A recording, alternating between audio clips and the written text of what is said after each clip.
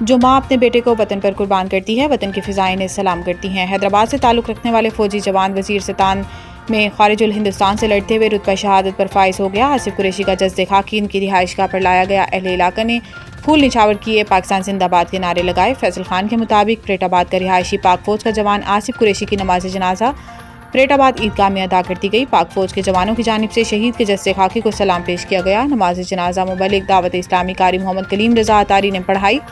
نماز جنازہ میں G O C Hyderabad M P A Nasir Hussain Qureshi, deputy mayor Saghir Qureshi, D I G Tariq Razzaq Dharejo, S S P Adeel Jandio, Pak army کے جوان، سیاسی سماجی شخصیات، اہل محلہ بڑی تعداد میں شریک ہوئے۔ آصف قریشی کو مقامی مسلم قبرستان میں سپرد خاک کیا گیا۔ حیدرآباد کا بہادر سپوت شہید آصف قریشی کی دفاع وطن کی خاطر دی جانے والی قربانی کو حیدرآباد والوں کی طرف سے سرخ سلام پیش کرتے ہیں اور یہ پیغام دیا کہ یہ وطن کے بیٹے شہید تو ہو سکتے ہیں، کسی دشمن کے سامنے کبھی جھک نہیں سکتے۔